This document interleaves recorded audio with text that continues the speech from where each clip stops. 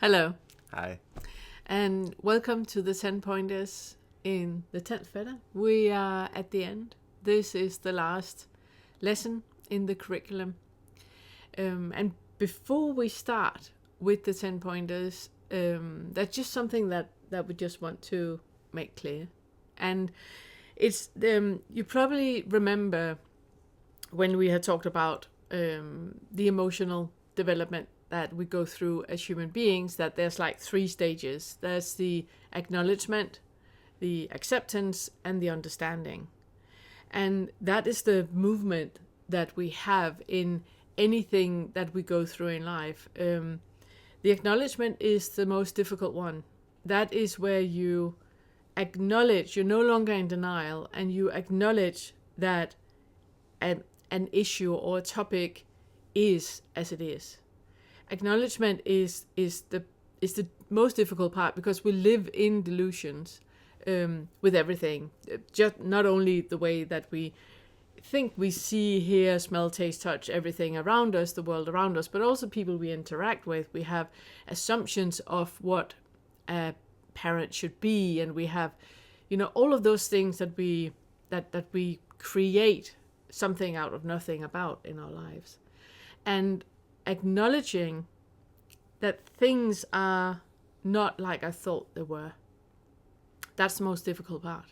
Because that is where we realize with a clarity that we have been delusional about a topic, that we have been gaslit, or whatever has happened in our lives. And that is in the first fetter, when we talk about entering the house, and there's like all these rooms, but they're behind a door. It's basically, acknowledgement is when you realize that there is a door, that there is something else than just this blank hallway. Suddenly a door appears. Suddenly we acknowledge, oh wow, there's something there that I need to look at. Now acceptance is the next one, and that is the one that takes the longest. And if you use the analogy with the house again, then you have acknowledged that there's a room, you've seen the door, then you open the door, and accepting everything in that room. So you turn on the light and you look at everything in the room, and accepting that things are as they are. That is what takes the longest, because that is where we also not only look at what is there, but also look at the resistance that we have to it. And there are so many long processes where you start with feeling into the resistance to the resistance. And can you be in a body and work with all of that? And yes, I can. And then slowly, you get to a point where you can accept that things are as they are.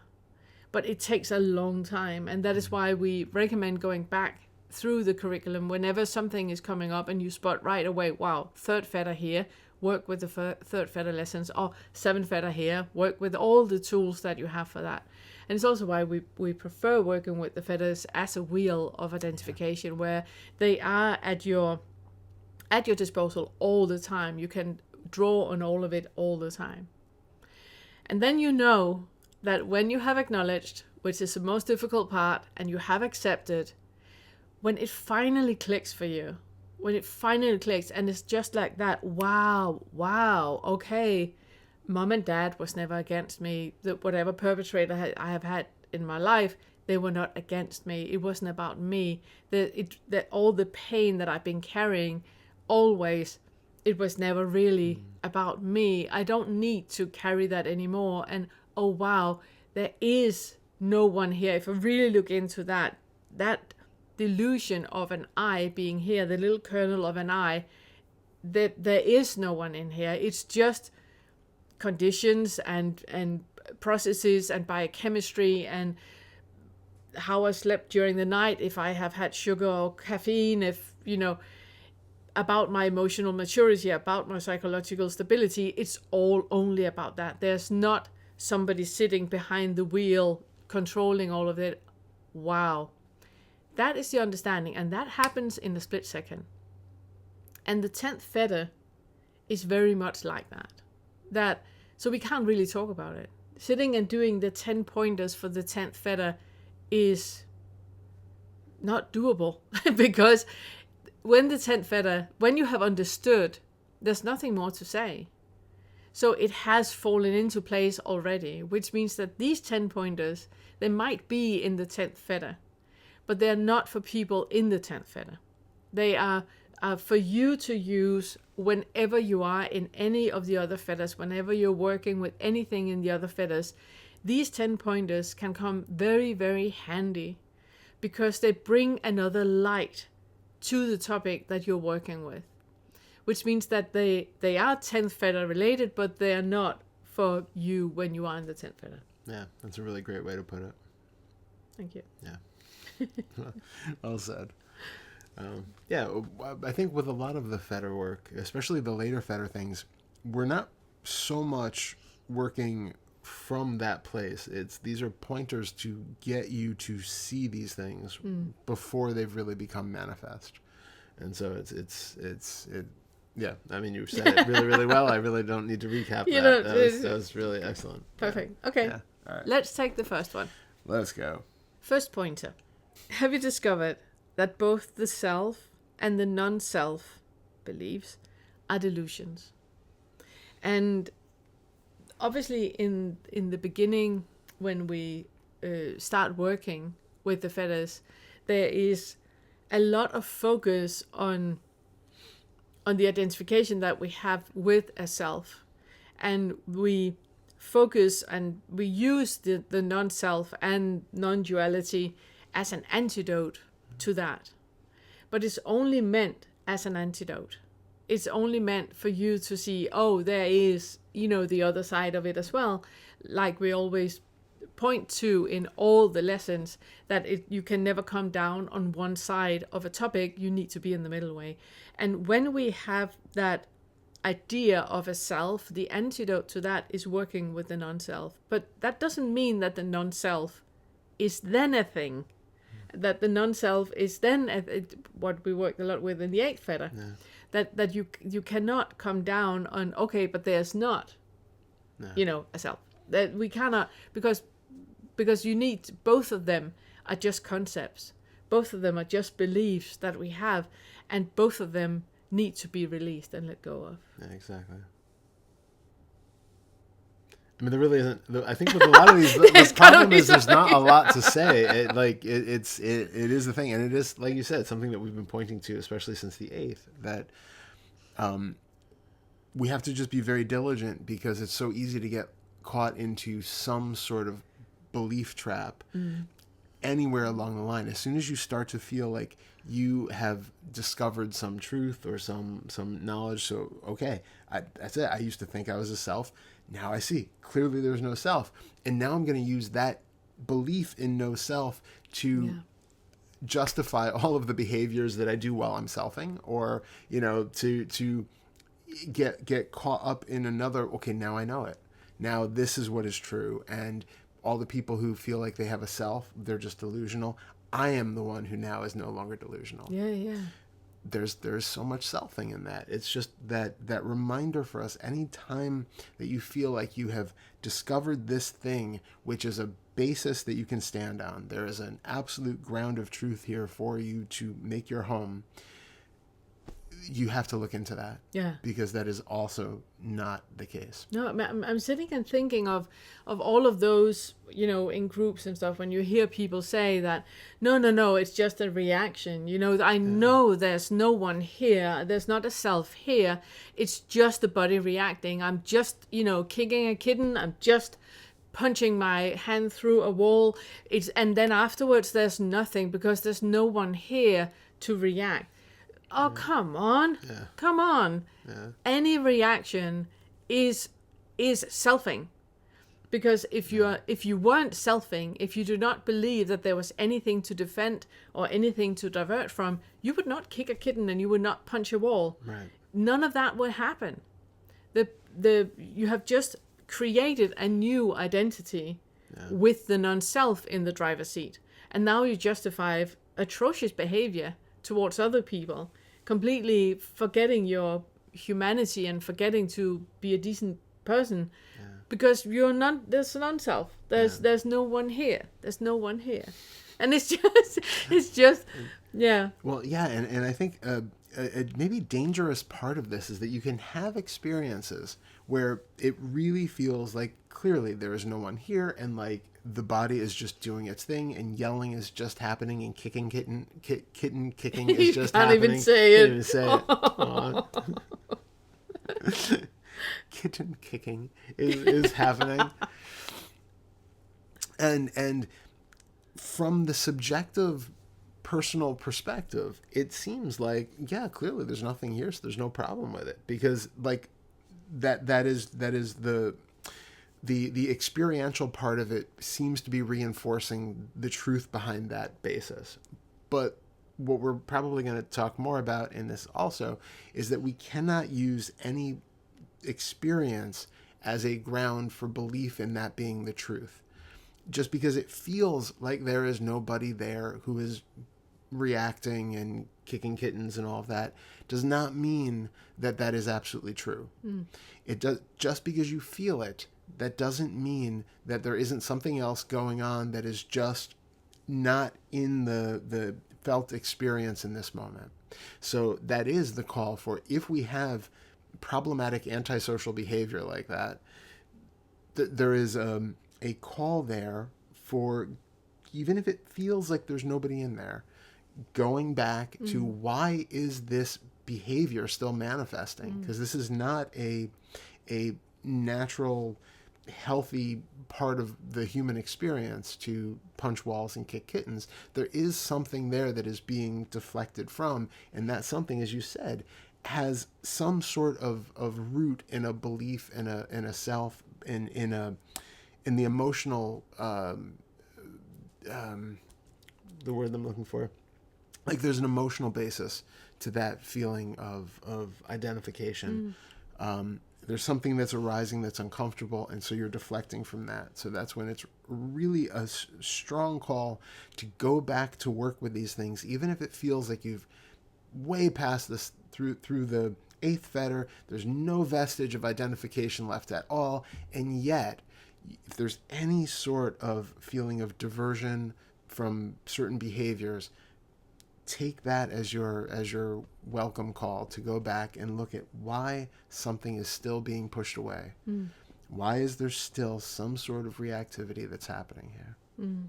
I'm sitting and thinking of all of those gurus out there in past and present that has been there, where we see that it's like they're, in the beginning, they're so insightful, and they really have seen through self, and they have really, there's nothing attached to anything anymore, and then it kind of like kips over and become narcissistic abuse and atrocious behavior and big cars to me and you have to, and all. But it's just that this is exactly it. This is exactly it. That if there's any behavior that is atrocious and not from one human heart to one human heart, then there is selfing happening.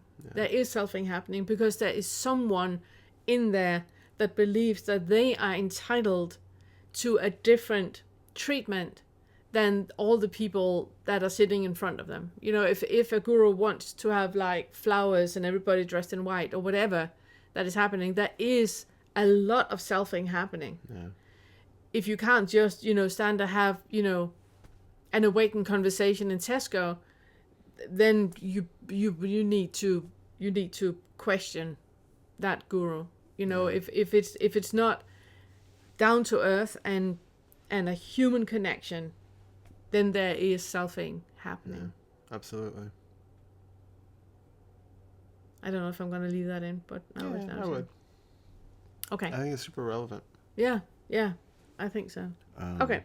You want to say more? No, I'm sure that anything else will come back in the further ones. Second pointer. Just because we experience that there is not a separate self does not mean self-care shouldn't happen. Okay. So effectively, this one goes back to what we were actually just saying, that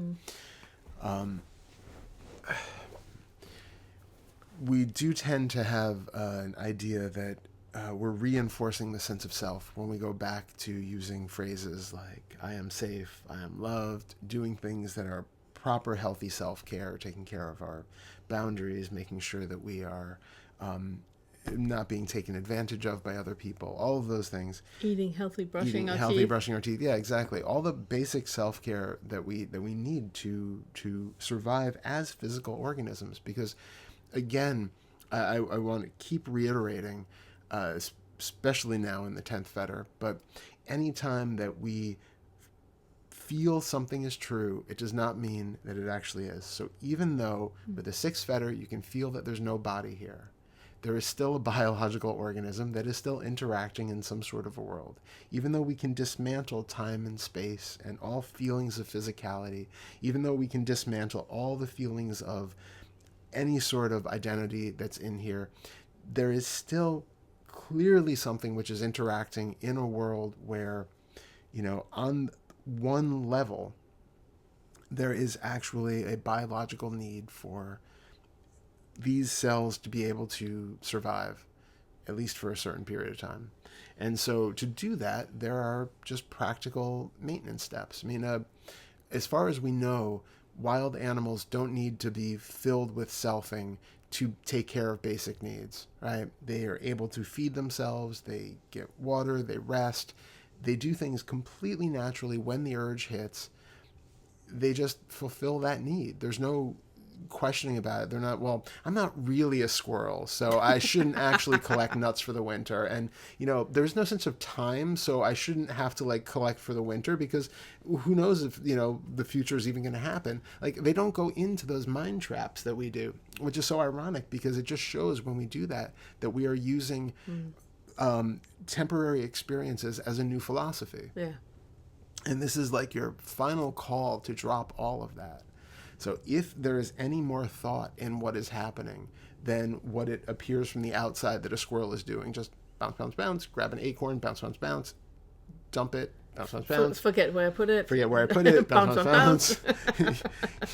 So that is essentially, what we're doing. And you don't have to make something more out of this. Well, if I go to the dentist, then I'm reinforcing the sense of a self, but No. This is just the basic needs of a body.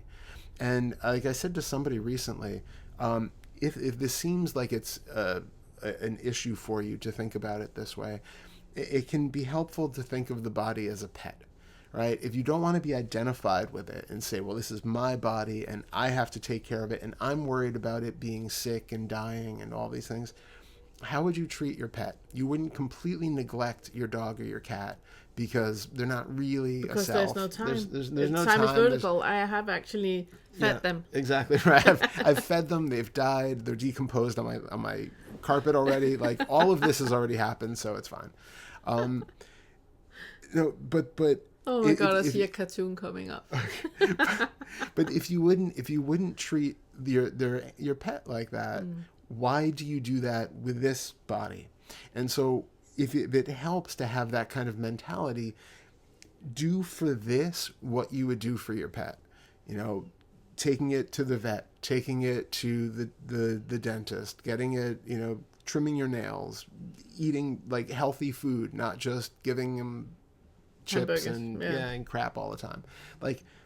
Have that compassion for this physical organism, as though, if that helps you to get past that kind of mind block of but I don't want to reify this sense of self, do it as though it was a separate organism that needs your compassion and love and care. That's still another additional mental fabrication that's really not necessary because it should just be this natural unfolding. But one of the reasons why it might not be is if you haven't had those healthy habits in the past, they don't just spontaneously appear. So because we are nothing but webs of causes and conditions, sometimes we have to actually build healthy new habits for these things to continue. So if you have never gone to the dentist, or if you do not have a habit of eating green vegetables, or going to or securing yourself financially, yeah, or right, yeah. or any of those things that you were never ever taught as a child, how to secure yourself financially, how to develop yourself intellectually, how to develop yourself emotionally or spiritually. If those have never happened, you need to be the adult in the room and make sure that it does. And that's the third fetter that is really important to go back to and make sure that the whole list, that you have created new habits and are creating new pathways in the brain for all of that to take place. Absolutely, because we just run the risk of without that governor of fear and anxiety and concern. Well, if I don't save money, then I'm going to become broke and on the street. Or if I just eat hot dogs every day, I'm gonna get cancer. Something like that. If you don't have that fear of the future or fear of bodily death and injury, then you might not have that. If these habits haven't been instilled, you might not have that necessary oversight that has been maybe steering you occasionally out of danger. And so this is where, like you said, we're building up healthy habits so that there is an autopilot that's still happening. It's just that the autopilot is turning towards kale as opposed to McDonald's. It's turning towards basic security and and independence as opposed to having to call somebody to borrow money every week because your rent is overdue. And we see people who get into these, they don't have really healthy habits already instilled. And then as the spiritual path progresses, it can really lead people down some dangerous paths as far as the physical organism goes. And so we really don't want that for anybody. It's important to be compassionate, not just for others, but to really have that self-compassion where we are taking care of ourselves as well as all those around us, even if you can have experiences where none of that is real, none of them are there, we're all one, everything is perfect and beautiful and blah, blah, blah. Great, but it's also helpful to be able to exist on this plane as well. And we're really about being well-rounded, functional members of society and not just having to go live in a monastery because we can't take care of our basic needs unless somebody else does it for us. And it brings us to what you, and I love when you do, what he calls the non-dual heresy, that when we talk about the self-care for the non-self, that it is important. And we need to meet the need where it is. And if you have had a childhood with lots of neglect, there are very, very basic things that you have never been taught. For example, like financial security. Yeah. You have never been taught that you do not need to spend all your money every time you get a paycheck. Yeah. You can actually, take care of and make sure of that you are secure and you are safe financially. Because we never ever know what is going to happen and plan for that. That is what an adult should have taught you when you were a kid. If that did not happen, you need to do it now. Mm-hmm. Take night school, learn about finances, learn how to balance a checkbook, learn how to, same with your spiritual development. If you were never supported in your spirituality as a child, you need to take care of that now. Yeah. Because it is all that needs to be in place to be a well-rounded human being. And if that has not happened, you need to do it now. And I know in the radical non-duality world, what we're sitting and talking about now, it's absolute heresy. You cannot talk about that because you are above that. There is no you. There is no one here. This character here doesn't have any needs at all. It's just selfing on a sophisticated level. That sound is not sophisticated. It sounds sophisticated. So also look into, and it's why both of us, we are very, very warm proponents of affirmations and self-suggestions because brainwash works. And you can brainwash yourself, as we talked about, when you can have that every single thought you have is, I love myself, I love myself, I love myself, I love myself, I love you, I love you, I love you, over and over again. Even when you are thinking of other stuff and you're doing things, that goes on repeat. I'm safe, I'm safe, I'm safe, over and over again. And having affirmations, doing self-suggestions, it is in your brain creating a new pathway where the old pattern of, oh, you're stupid, you don't know what to do, all of those affirmations that you have had your entire life, they have pathways. They are very, very grooved into your brain. You need to create a new pathway where the groove is deeper and where that is the go-to, where there is love and compassion, there is kindness, there is, meeting everything with an open-hearted, compassion to anything that is happening. You can make new grooves in your brain where that is the new thing. And so having those sentences, and just for you to say during the day, I love you. When you look in the mirror, look yourself in the eye and go, I love you. And then feel, what does that actually do? Because it's supposed to just be a random thought like the sky is blue, there's a dog barking, there's a car passing. It's supposed to be on that level. If you start to have cringy feelings and this is silly and all of that, oh my goodness, go to the second fetter. Absolutely. Work with this, because there's definitely something. If you cannot look yourself in the eye and say, I love you, you're safe, I got this, I got your back. If you cannot do that without having anything happening, you need to work with it. Yeah. It needs to be a thought on par with, what do you want for lunch? Yeah. On par with that. Nothing engaged at all. And the last thing we want to say, you might. I actually have one more too. Yeah. But go ahead. No, go ahead. No, but okay. So far, the last thing that I think I wanted to say, when you then also look into why it is so difficult for you to say that, and you say, well, it's because it's not true. There is no I.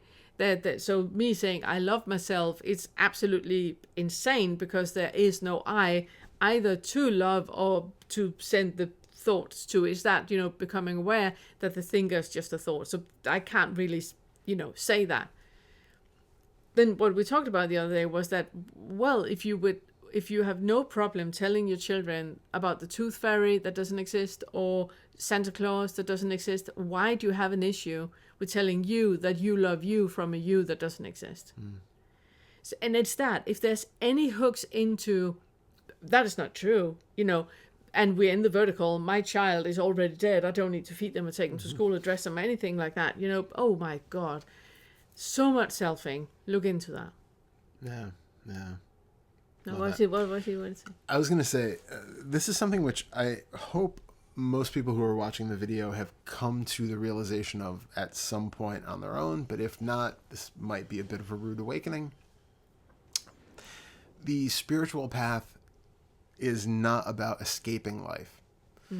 And I feel like so many of us come into this from the standpoint of, well, if only I become awake or become enlightened, I won't have to deal with any of that. It's just all going to be golden sparkles, rainbows, and roses. And it's just like, lovely. Taxes mysteriously go away. Having to eat and be in traffic with other people. Yeah, like all of that just goes away. I no longer have to work for a living. It's just somehow there are no thoughts anymore. No, everything is just completely takes care of itself. I'm no longer here. And the thing is that there is this sort of vaguely self-suicidal kind of a tendency towards that, this negation of trying to basically just stop existing while we're existing. So we kind of get the best of both worlds. Like, I don't really want to deal with having a job and a family and all of the stuff, but I also don't want to die. So let me just get rid of all the problematic parts that are here, and then all of that will just take care of itself. And what we really want you to recognize is that things still happen. You're still going to get sick. There are still going to be political struggles in the world. There are still going to be traffic and financial issues. And all of that stuff is happening. The internal experience towards it can be very, very different than it was. But it doesn't mean that all of these things just disappear.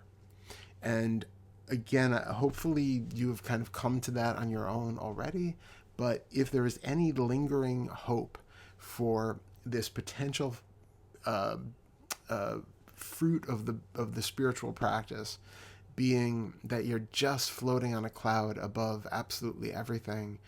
Nothing has any impact, or that you don't have to do anything with this horrible relative world, however that is showing up for you.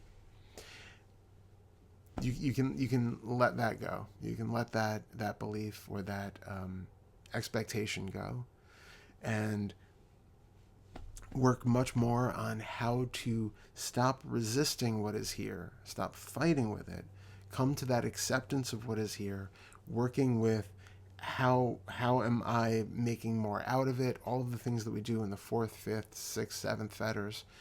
Those are all things to come back to. But we're at the point now where we can't get hung up on or buying into any beliefs or expectations. They should all have been well done away with by now. And if they aren't, then that is just how it is, But go back and look at the adult in the room and make sure that you're meeting yourself with compassion and kindness, and go back to where you need to be. Instead of being in denial about what is, acknowledge, accept, and understand. Yeah. Just go through it. It's completely fine. Exactly. And it's really just about honesty. Yeah. And also when you live an examined life, it becomes very, very apparent, because you're questioning everything all the time. Yeah. And you will also see that there's no failing in anything, because failing is not a thing. Exactly. It's just a realization. And then when we have the feeling of failing, there's a realization and expectation it wasn't met. So there's like a belief going in one direction, reality going in the other, and then we have, negative, ruminations and all of that. But that is, lower 5, just become aware of it and work with it. Yeah. Within living in an examined life, it's just whatever is surfacing, you just meet with compassion, love, and kindness, and work with that. Yeah. That was beautiful. We didn't think of that when we made the. Really happy you remember that. Thank you. Okay, let's see. 3rd pointer. At one point, you became clear about the distinction between what was simply arising versus what were mental formations. Do you now recognize that experience are only ever mental formations? In the lower 5s, we spend a lot of time with looking into, we're also getting back to this on a later point, but just want to bring it up a little bit now, that we are focusing very much on what is reality and what is fantasy. So reality is what is arising in your 5 senses. So what in your seeing, hearing, smelling, tasting, touching. And then there are the 5 mental versions of that. What you think you see, what you think you hear, what you think you smell, taste, and touch. So the mental formations we put aside and become very aware that all that is fantasy. What is reality is what is simply the seen, what is simply the heard. So what is arising in the seen, in the heard, in the smell, taste, touch. And we spend in the lower 5s, we spend a lot of energy really distinguishing between the two, because the mental formations are never in your favor. And becoming aware of that is super excuse me, it's super helpful. Becoming aware of that is super helpful. Now what we look at now is that even what is arising as the seen and as the heard and the smelled and the taste and the touch, even that is a mental formation. Yeah.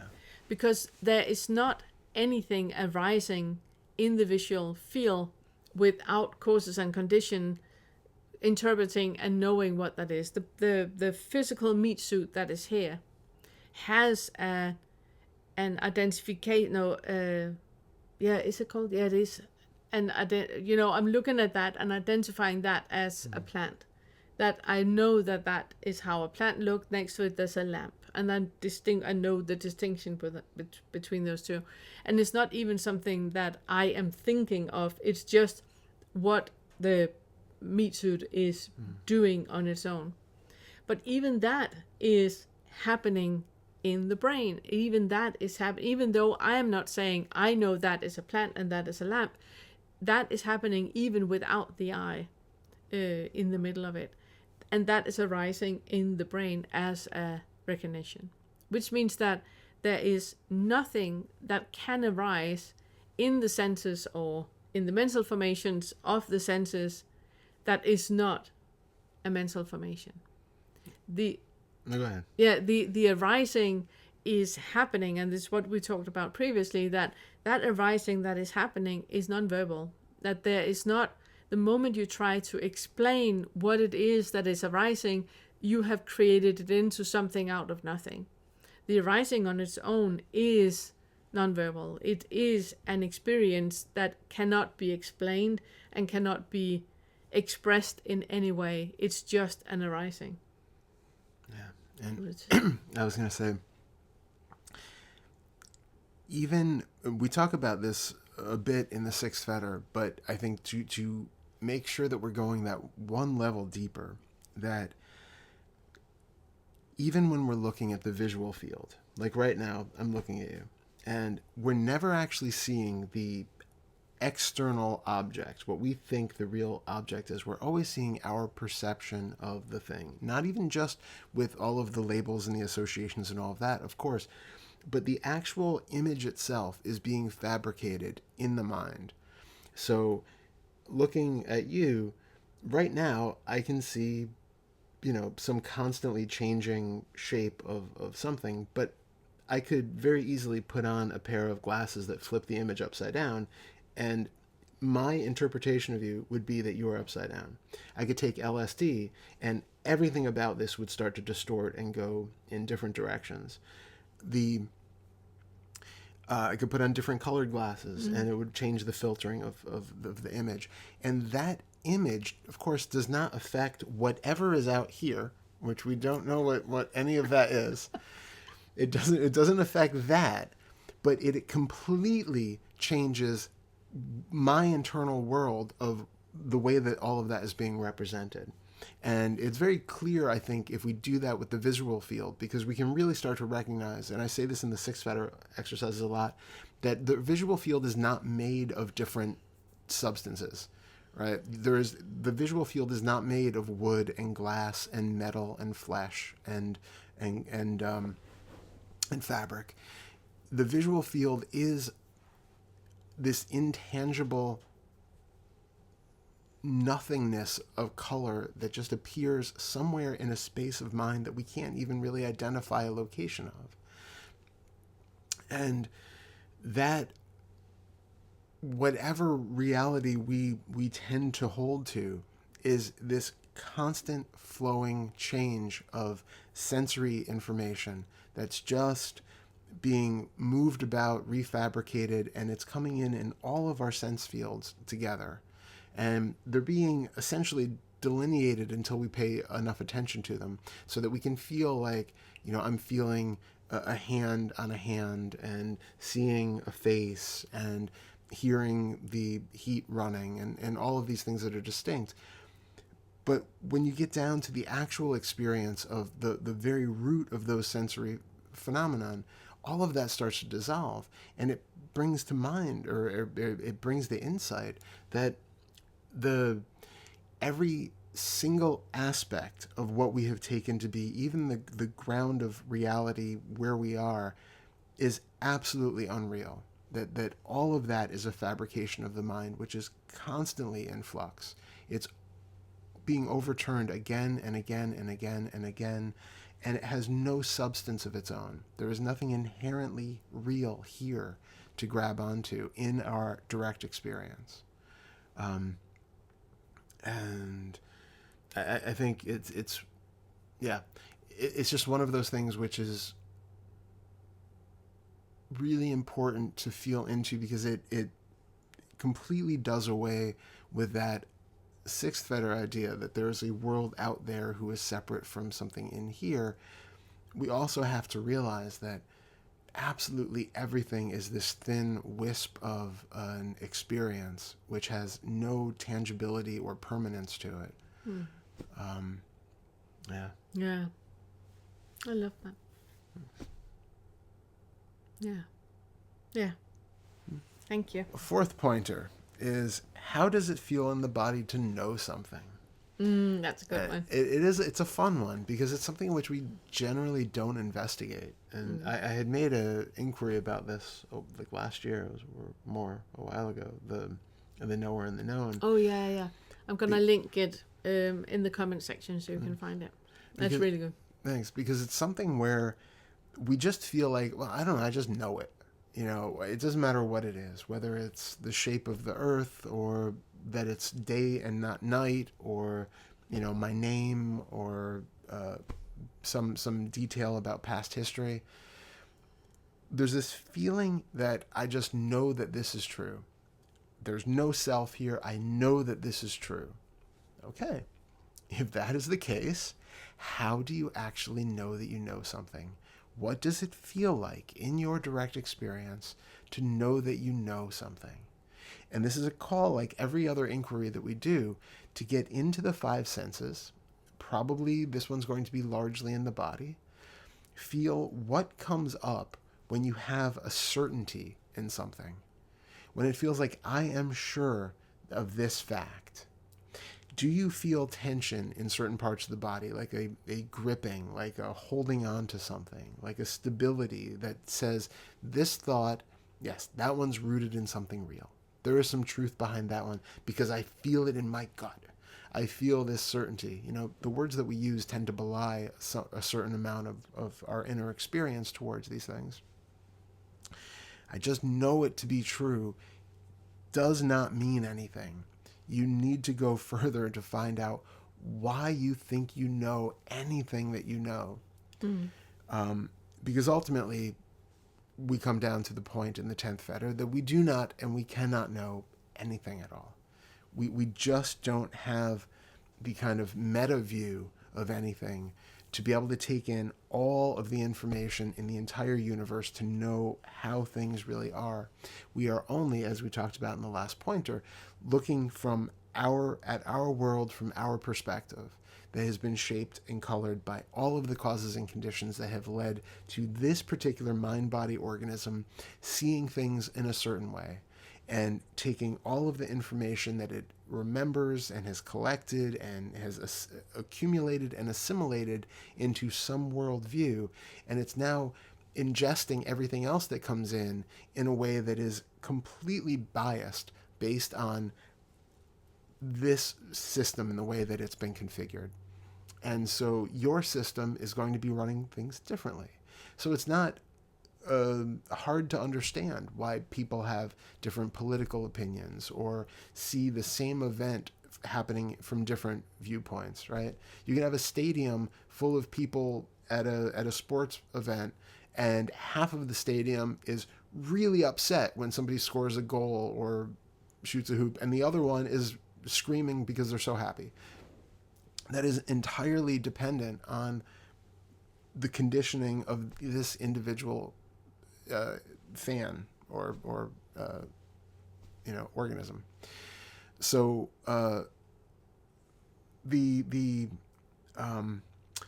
ground that we tend to draw upon to say that I have some clue about what reality is and how things really are and what is true and what isn't has to be felt into. And this is a direct way of getting into even those things which we have oftentimes been taught or have sort of learned they're not okay to question.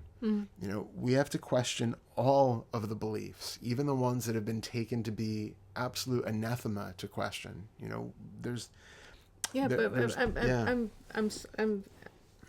thinking of the part of, because all the things that you're saying, it's very, very easy to bypass. It's very easy to go, well, I absolutely know that, of course, there's not one truth, because some people root for one, party or team, and somebody, I absolutely know that. But do you also know that you do not know that 1 + 1 = 2? You will probably right now say, well, what are you talking about? We know that. Well, there you go. Work with that. That's exactly the feeling we're talking about. Because we tend to bypass. We tend to only look at the things that we are comfortable Yeah. looking at. You know, we can start the whole round world, flat world, earth, round earth, flat earth thing. And there will be like, you know, people ridiculing one another on both sides. That's no different than a football team or anything else like that. But look at science.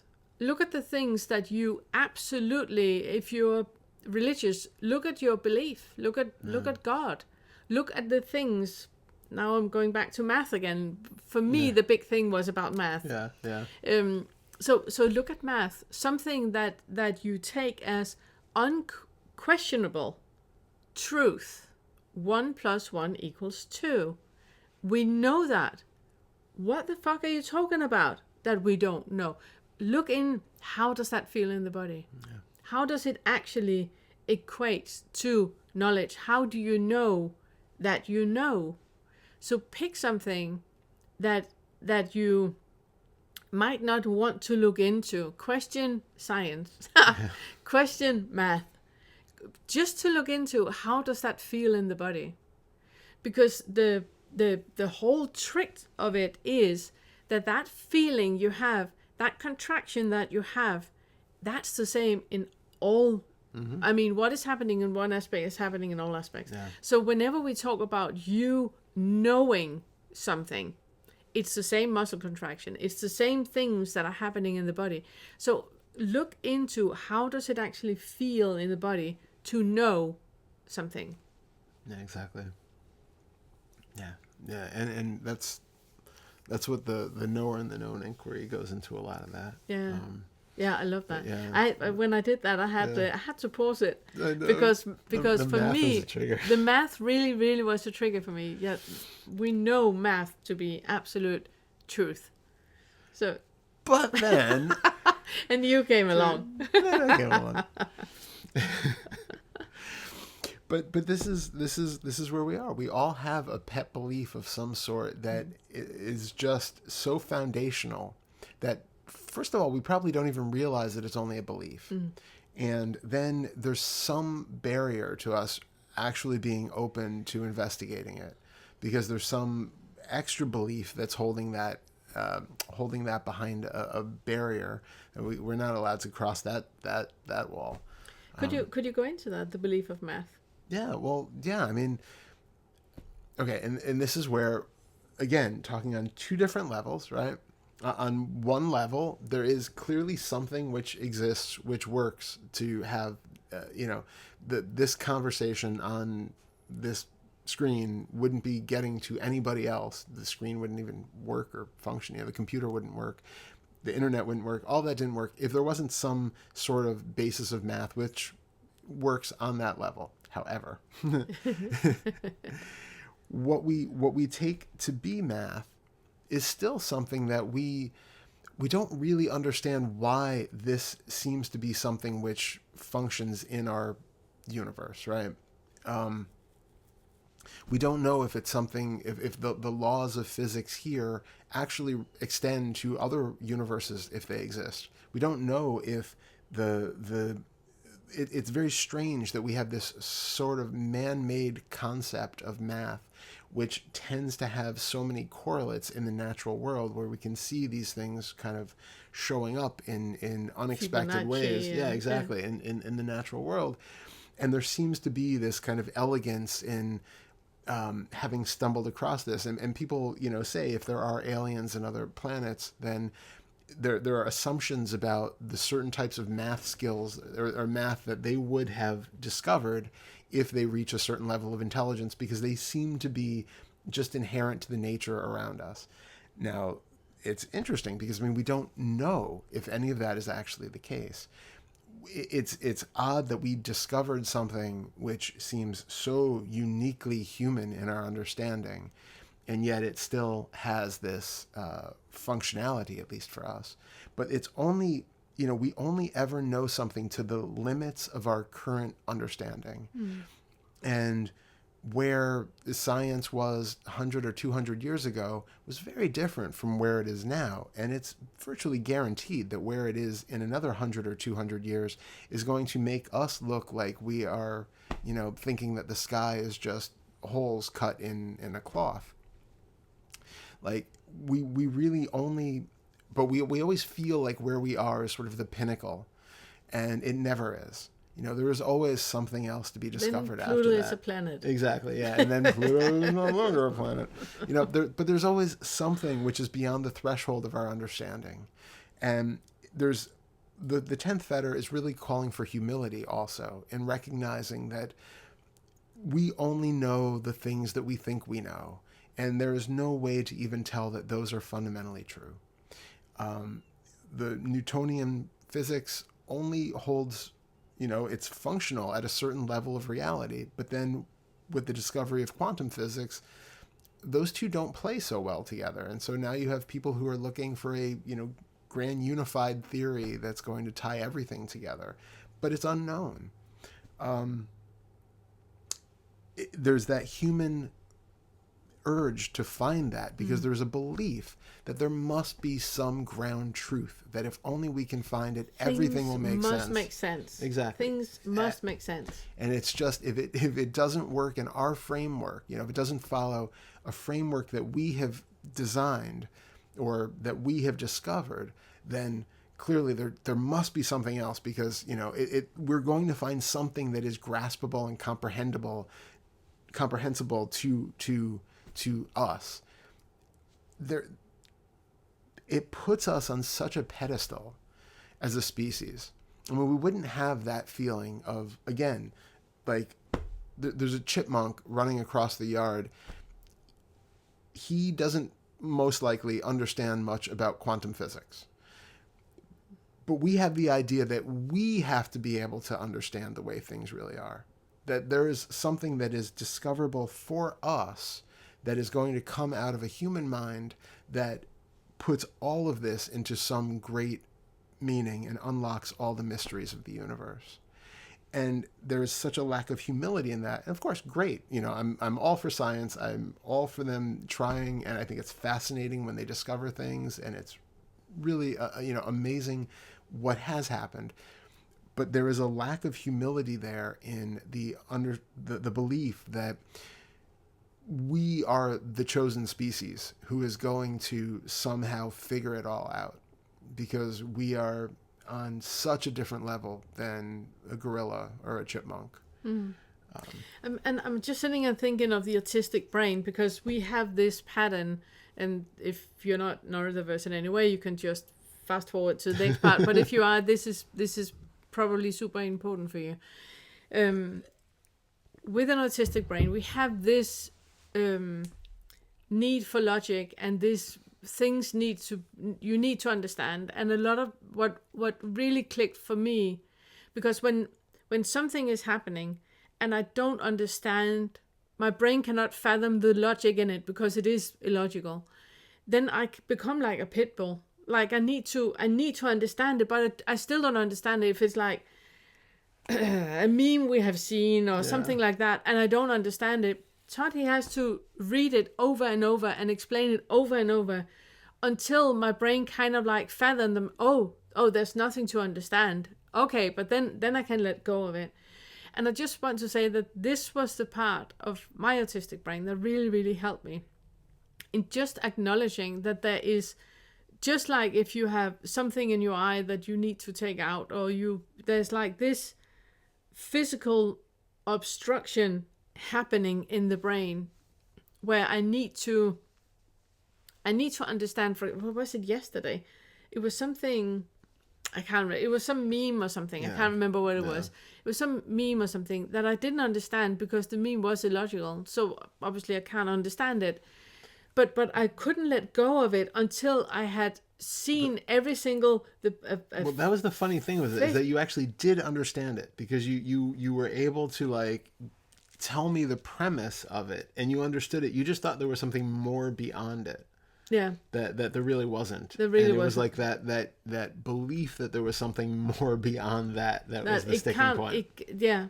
And then just acknowledging that my brain is like that, that I need to look down in every avenue and feel how that feels in the body of that, but I can't let it go. It's like I can't even find an example that would fit for a neurotypical thing. an alarm is on and you know you need to go and flick a switch and then the alarm goes off. It's a bit in that you know that something needs to happen for that switch to be flicked. And the autistic brain is like that we become like a pit bull in understanding the logic, but sometimes you can't understand it because there is no logic. And then just having the love and compassion for the brain to being as it is, allowing you to, okay, but is this the avenue where the switch is flicked, or is this the avenue, without having any hooks into understanding it. Because, for example, with that one, I couldn't understand it because there was nothing to understand. But just keep going with that until the switch is flicked without having any investment in it. That it's not a failing. It's not something that's wrong with you. It's not you are not stupid. You're not, oh no, it's another autistic thing, you know. All of that you might be doing, you can get all that out of the way and just seeing it as there are some pathways in your brain that is working in a certain way, and you can acknowledge that is how it's working. And you can meet that need with what needs to be done. Explore all the avenues so that switch can be flicked. It wasn't there, but that was it. Okay, we can sleep now. You know, it's done now. Because there's nothing to understand and there's nothing to dive more into. It's more that just the understanding that the meat suit is reacting in a certain way, and this is how you can meet it. Like if you have a stone in your shoe, you need to find out how to take your shoe off, your sock off, take the stone out, take your sock back on, the shoe back on, and tie your laces, and now you can walk. It's simply on that level. It's not any deeper at all. And we have a tendency, because of all the years with autism, that we have the tendency to create a lot of something out of nothing. That is actually much, much more simple. Just wanted to say that. Thank you for that. All right, I think we're on to the next one. 75th pointer? The fifth pointer. Can you ever be right? Yes. 6 pointer. 6 pointer. Oh, we have asked you this so many times.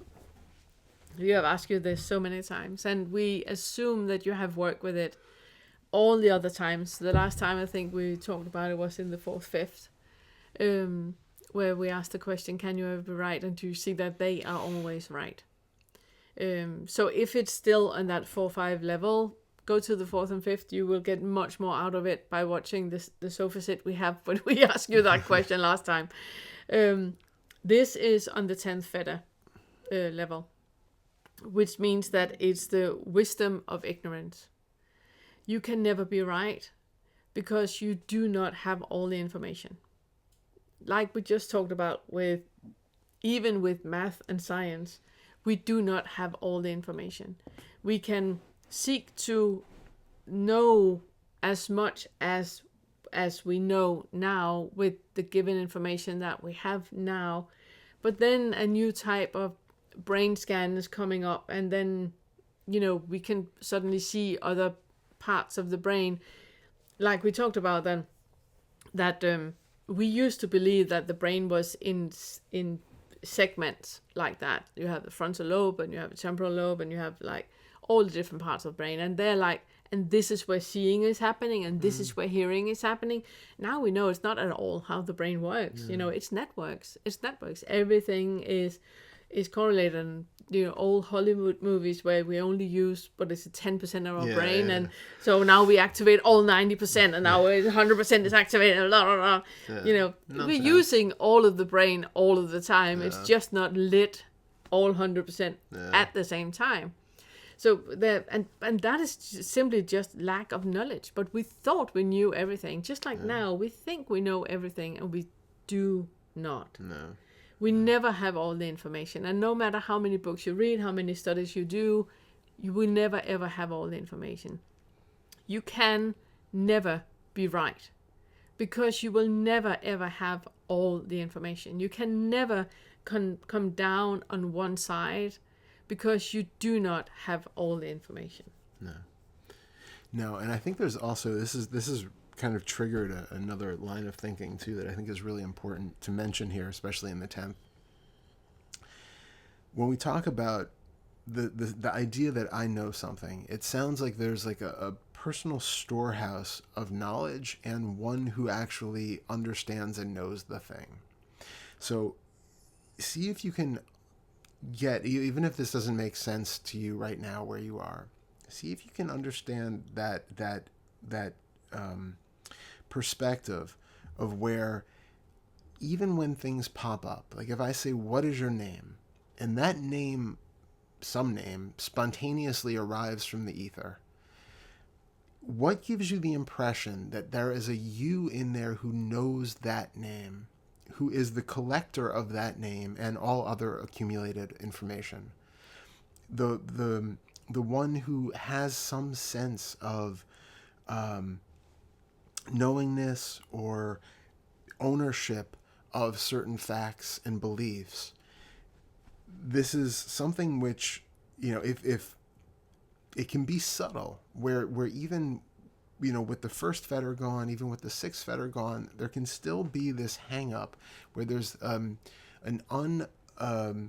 uninvestigated, assumed owner of knowledge, owner of information. And it can be really useful to notice that all of these things are spontaneously arising out of nowhere. So even the idea that 1 + 1 is 2, where does that actually come from? Do you think it? Do you know it? Do you, calculate it? Where is the doing and the retrieval from the file cabinet that's hidden somewhere in the mind? What, are you doing any of that? Where is that happening? And getting deeper into the actual experience of what it feels like to feel like you know something, not only just on the physical aspect, but on that the sort of uninvestigated belief of being some sort of an owner or accumulator of these facts and this information. And then it points to, if there's an idea of being right, what is here that could possibly be right or have any position at all?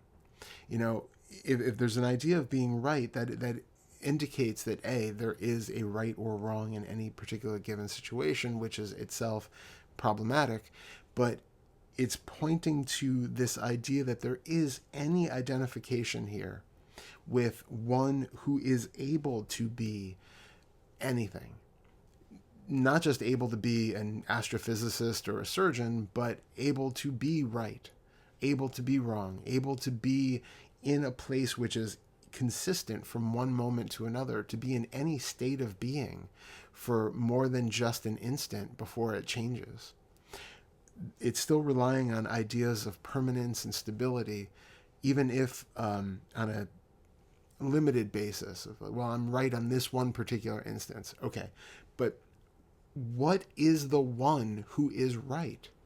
Even if the words come out, even if the question is like, what color is this cloth? And on all relative levels, the word green pops out. And if the other person agrees that that's green and that's the right answer in this situation, congratulations, you got it. What is the one who is actually right? The word green popped up from some automated system that decided that this particular frequency of light equals this name. It dutifully pops out the word green. Where is the one who was right in that situation, or who could be wrong in any given situation? We have to keep bringing it back to that issue of identity, even in its most subtle guise. And this is one of the more subtle ones that we often don't acknowledge when we're going about our day. But who is the one who could possibly have any knowledge or have any position towards anything? Love it. Thank you. Love it. You really get some good nuggets when we're sitting and talking. Thanks. Yeah, we get it. Yeah, It's a really shame. love it. It's a shame we never talk. We should start I think doing we should that. start I think talking. we should start talking. more. Yeah. Great idea. I really love that. 6th pointer. Can you ever know what is best in any given situation? 2nd part. Have you experienced that you cannot come down on any one side of any topic? I feel like we might have touched on this. Yeah, we have. Yeah. We can talk a bit. No, you go. Go ahead. But is that about what is best? Mm-hmm. Completely. Yeah. Go. No, go ahead. No, that was it. Oh, well, That was there all you I go. 7th pointer. That was all I had. Next. Yeah, no. But again, it's to have the idea of what is the best in any given situation is such a limited perspective. Because for one thing, it's only taking into account the information that we happen to know about this particular moment. It could be something very small, like,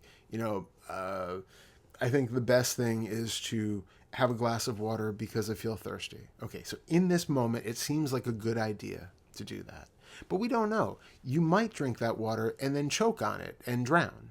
You might drink that water and then a half hour later find that you really need to pee someplace where there's no bathroom and you end up, having an accident or something. There might be chemical spill in the water that you drink. Yeah, right. We never know anything beyond the very limited scope of information that we currently have in any given instant. And so this idea of the best takes the best for whom as well. Exactly. It's the best for whom and for what time period.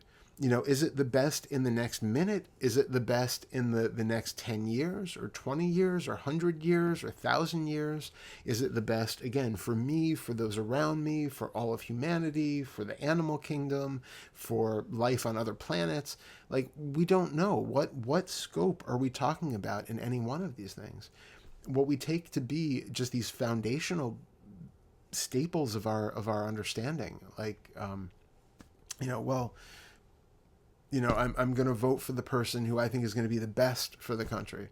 Well, what does that even mean? Who is in your scope of concern?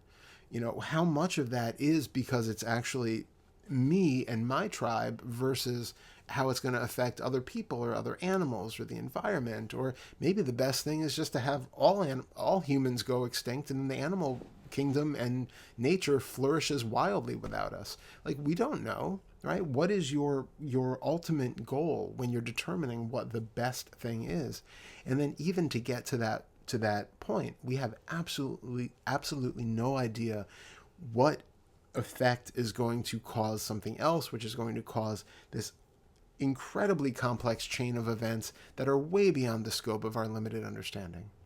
We're just like the little chipmunk bounding around grabbing acorns. Forgot where we put it. And then forgetting where they put it. But it's really, you can always check it, because whatever you believe is the best, there is somebody that believes the opposite. Exactly.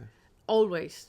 No matter what, we can never ever agree on anything, ever. Even saying that, there will be somebody who says, of course we can. Yeah. We can agree on that. And then the debate is off. We can never, ever agree on anything. We can't even agree on that. No. That's the first thing of it. And the second thing, like you said, that even if we could agree, we do not know the consequences of anything because we do not have all the information. So we can never, ever know what is best in any given situation. And having that humility for everything, for all interactions that you have, for thoughts you have, for projects you start, for all of that, having that humility and that capability of change, that you're not stuck in your way. If, let's say, you have a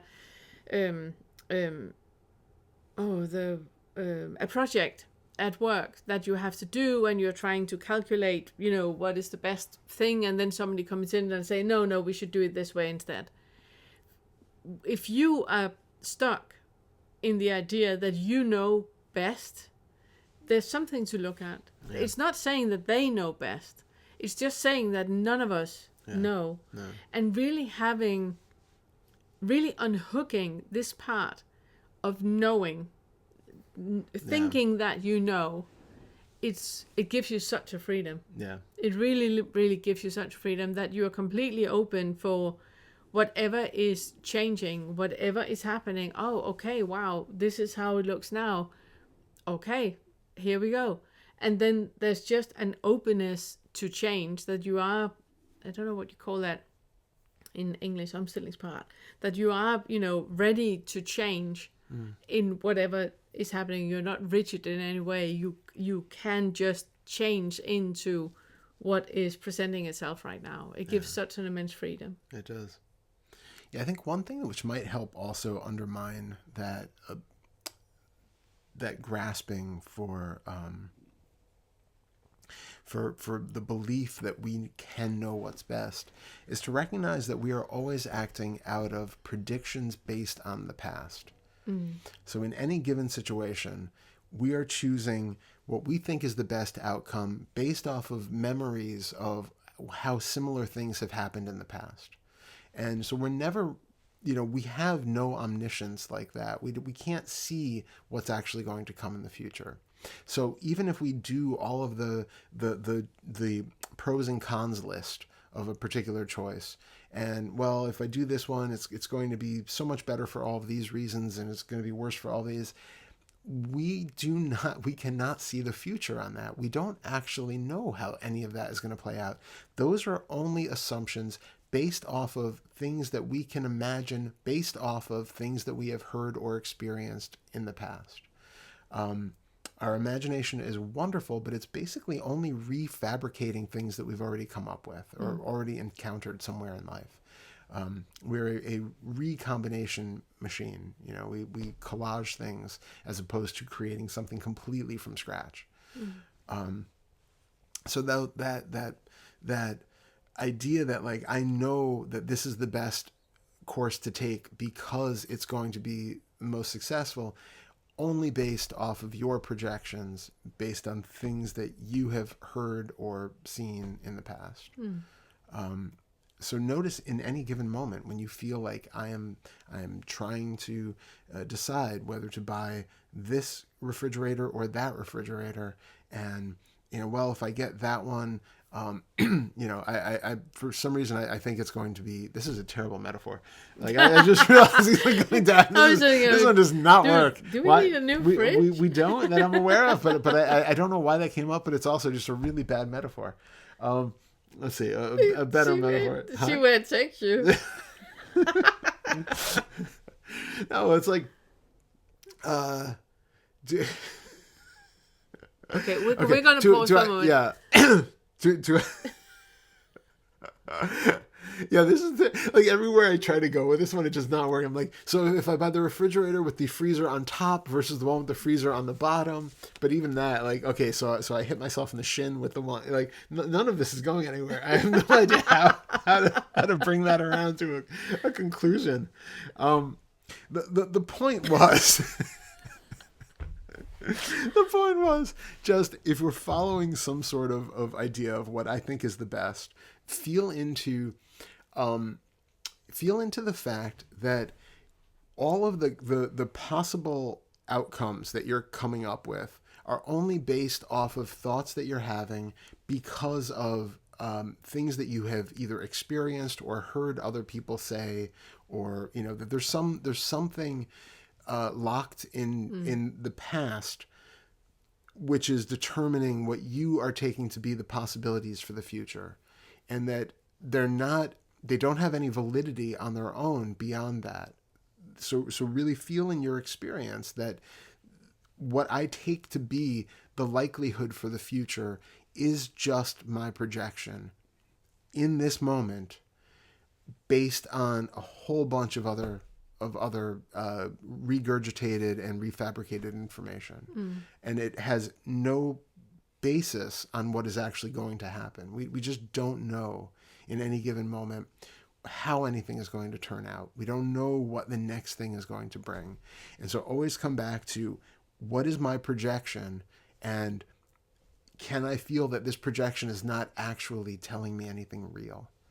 Yeah, I remember. I can't remember. It's way, way, way, way back. But there was that, that as this is a long one. There was that study coming that we always choose on things that we already know, so you can't really ever get out of any kind of rut because you got in the rut for making certain decisions, and you are prone to make the same certain decisions again. Yeah. So there was like a lot of people, don't know if that was here as well, but a lot of people that started just to flip a coin, and whatever the coin landed on was the decision that they ended up making, and it ended up being exactly the same because because flipping a coin is still in line just as much as you making a decision, that you can't even deciding not to decide is so in line with your pattern, and you will end exactly the same place. That's hilarious. Yeah, we cannot escape conditioning. Nope.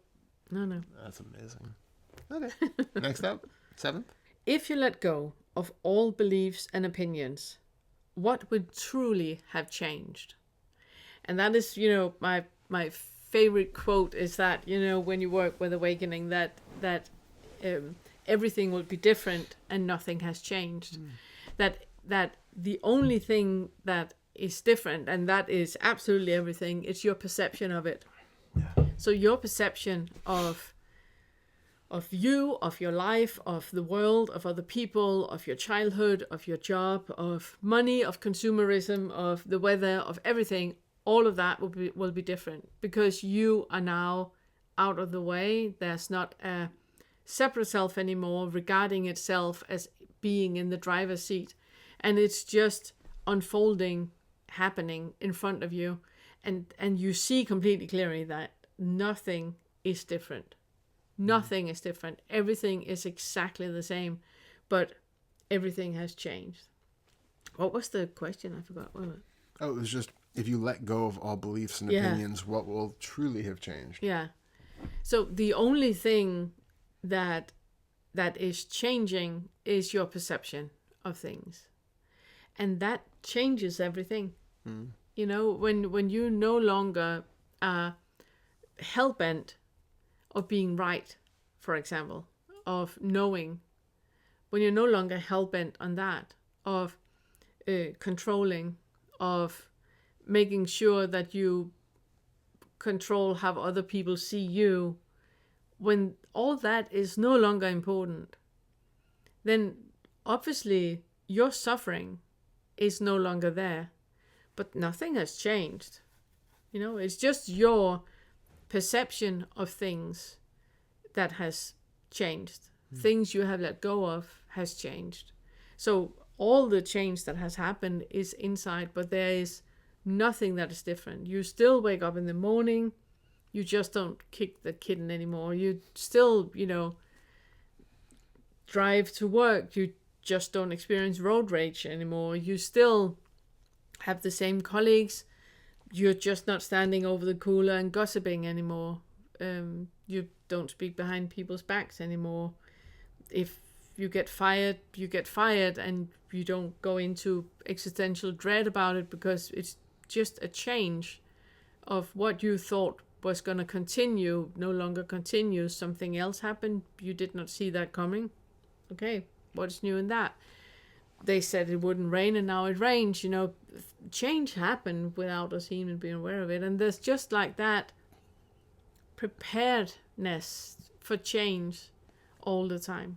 And that is the only thing that is different. Your perception of reality is different, but nothing has changed. Everything is the same. It's not suddenly that your what we often hear is partners of people that are working with the material. Yeah. Partners see a huge change, because the person is no longer fighting and no longer angry and no longer attacking or anything like that.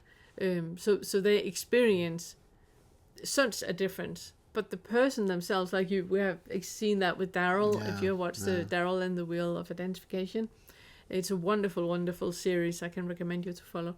And what Susanna, Daryl's wife, is saying is that there's such a difference in Daryl. Daryl doesn't really feel any difference because it's just, yeah. No, that was wonderful. I don't really think I have anything we need to add to that. That was really, really good. Eighth, do you know for certain that this is true? Can you trust that these experiences are proof of a reality beyond the limitations of your senses? So this is... Can I see it? Yep. So this is one that I think is so important to constantly be coming back to. And we've already talked a bit about this in the beginning, but just because you have an experience does not mean that it is the hallmark of some absolute truth beyond your experience. Mm.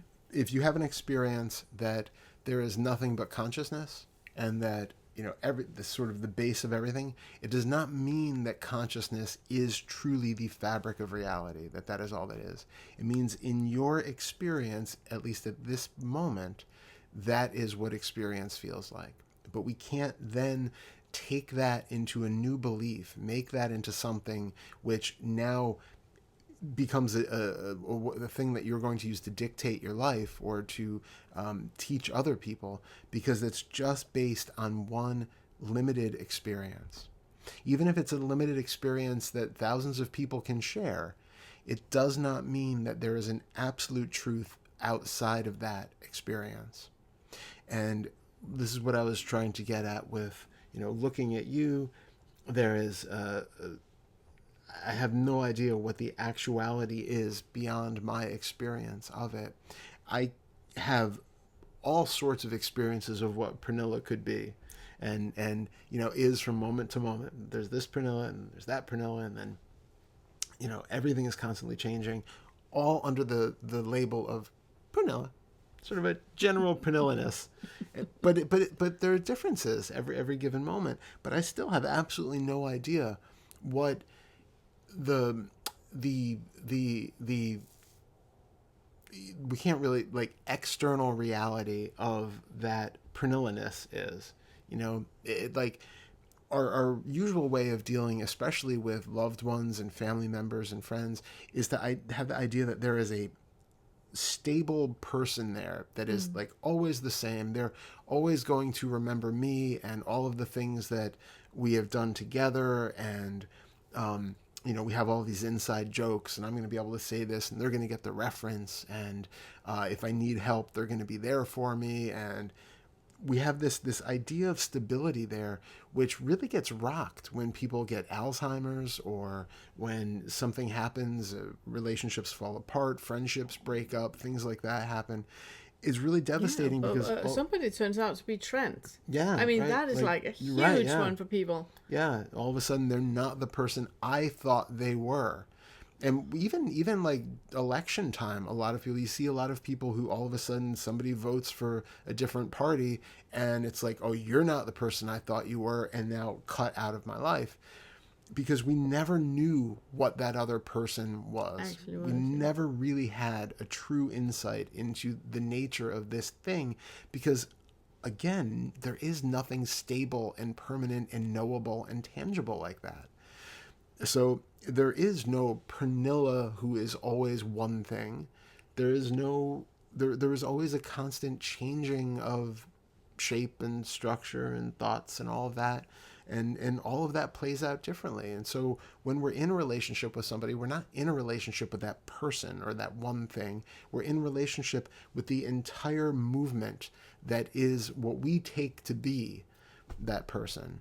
And we have to also have those allowances that people are constantly in flux. There's a constant change of thought and perspective and body and everything else. And having that openness to flow with whatever it is makes it much easier to be in relationship with other people, because then you are not needing them to be a certain way with you at any given moment. They have the freedom to express how they express. You have the freedom to interpret that or to see that however you're seeing it, and all of that is fine happening together. No, go ahead. It's really about that freedom that we have talked about a lot of times, with setting people free. Yeah. That when you set other people free, you're not really setting them free. You are unhooking the underlying belief that you have about your perception of them. Yeah. So you allow, and we have all experienced that. We have all experienced that with people that like you say with Alzheimer's, that we see them in a certain way and then they get Alzheimer's, and we really really struggle and suffer with it because we are not setting them free to be where they are right now. Or somebody has a traumatic experience that they're in a traffic accident and now they don't want to drive a car and they're so scared every time and they clutch and sit and push the foot on the brake in the car all the time, that we need to set them free to experience whatever they're experiencing. And that is just, it's the most beautiful gift you can give another human being. It is really unhooking your underlying belief and your idea of who that person is and allowing them to be exactly like they are, because there is nothing permanent in life. Everything is in a constant change all the time, and we need to push that refresh button over and over, it particularly when we are in relationship with other people, if we're in contact with other people in any way. Just like if you're standing in a line and somebody's super super rude and yelling at the cashier and really really being rude, and we start to get that feeling of it, you can't talk to her like that, and be like that, and then they suddenly shift on a dime, and I'm like, I'm so sorry, I didn't mean that. And then a lot of people can still have that, well, you didn't mean that. You didn't apologize in the right way, because they cannot let go of the feelings that they have for the other person. So it's really constantly pushing that reboot button in you, so you are fresh in this moment and viewing everything that is happening in this moment with completely new eyes and allowing whatever is unfolding to unfold. Yeah. And I love that. And I just want to reiterate one more time, because I just think it's so important, that even if you have an experience, like all of a sudden I am looking back at me, from out there. I am the trees. I am, I can feel the universe breathing together, and I am one with all of it. It does not mean that it is absolutely true outside of your experience. If there's a feeling of we are all one and we are connected and it's beautiful, it does not mean it is true beyond your experience in this moment. If you have the feeling that there is nothing but love, the ground of everything is love, it does not mean that that is actually true beyond your experience in this moment. If you have the feeling that I am in touch with the Holy Spirit and it moves through me and it tells me things that are true and tells me how to direct my life, and I'm getting direct messages from angels and God and all of that, it does not mean that it is true. You are having an experience in this moment that feels true, which directs us back to the earlier pointer of why does this feel true to you in this moment? Mm-hmm. What is it that actually feels like you know something or can have that absolute acknowledgement that this is true? Because that is a way that we often get caught into everything ranging from garden variety belief to absolute psychotic delusion. Yeah. And it's a spectrum. It's not even a flipped switch. It's just a sliding scale from one of those to being completely detached and off the rails. And so I just really want to emphasize that when we're doing the spiritual work, especially later Fetter stuff, where you might have experiences that are very open and blown out and ethereal and filled with love and, expansive consciousness and all of that, it is just important to recognize that that is not necessarily true. It does not mean that that is actually something that exists universally for everybody and everything outside of you. It is your experience in this moment. Just like if you took DMT, you would have a very strong experience of something right now that does not necessarily correlate with anything in external reality. It's an interesting thing, a bit of a sidetrack, but it's interesting that when people do take DMT, there are similarities to what people tend to experience when they're on DMT, but I think that actually has more to do with the common biology of a human, which tends to incorporate certain aspects into that experience. But it's to note that even if you share experiences with other people where, I was meditating and I had this incredible out of body experience where, everything was just light and love, and that is absolutely the truth. And then somebody else says, yes, I had that same exact experience. I know what you mean. Doesn't mean that that is absolutely true outside of both of your experiences. That is an experience which is on the menu for humans to have. Might be on the menu for other species to have. We don't really know. It's just taking it, when we really want to be clear on what is happening and what is just belief and identification, ultimately, we have to be able to have the honesty to even let go of the certainty that any of our most cherished experiences and beliefs are actually real outside of our momentary experience. Yeah, I really, really love that, because a lot of times, exactly what you say, when you have those, that you're connected with spirits and they are talking to you and all of that, that is what you say. It's very important to have that, but it's just true to you. It does not mean that it's actual truth. It's just true to you. And if you sit and have that feeling, no, but I can feel it in my body, I know this is true, then really feel into, okay, that is identification. I love you and I hear you. That is identification. Why is it important for you to be true? And I'm not gaslighting you or anything. I'm just saying, feel into that identification that you have with that being true. Why is it so important for that to be true and to be truth? For example, if you're clairvoyant and you can speak with spirits and all of that, that does not mean that you're speaking with spirits. What we say is being clairvoyant. It's just a label we put on certain experiences that some people have. It does not mean that you speak with spirits. So if you have that, but I know that I speak with spirits. Okay, what is in that identification of being a clairvoyant? What is in that identification?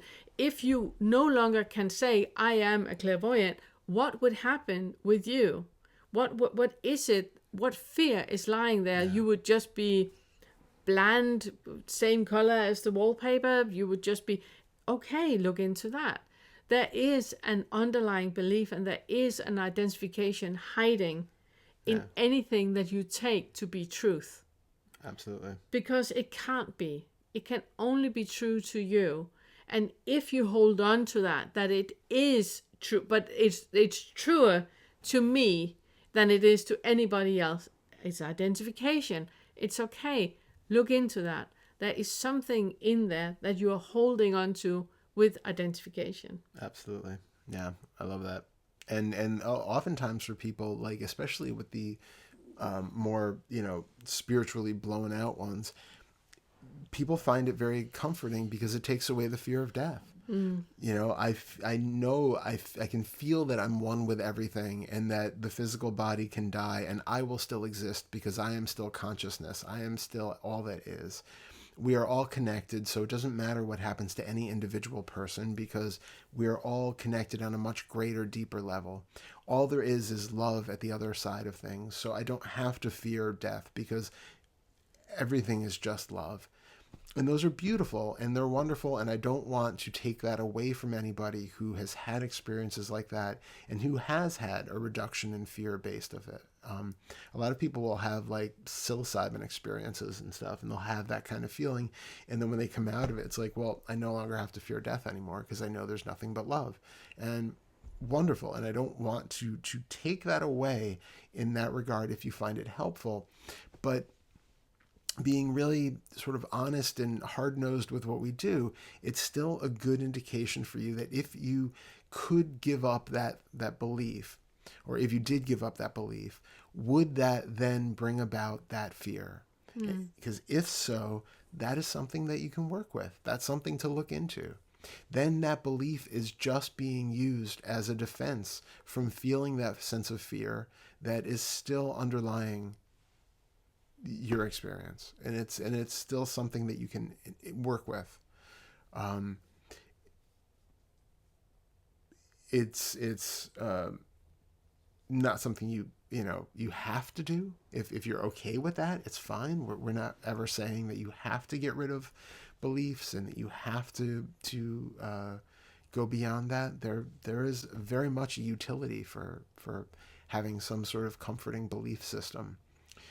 If you want to go beyond that, though, if you have some urge that just is pulling you to let go of all of it, then this is where even those feel into, if this wasn't true anymore, if it really for you, do the thought experiment. Okay, what if there really isn't any ground of love or ground where we are all connected and all consciousness? What does that inspire in you then? Does that bring up that contraction of fear in the body? Does it feel like there's a resistance to it because now something needs to be fixed again? Now there's a problem that has just reappeared that wasn't there a moment ago. If that's the case, then we can work with that.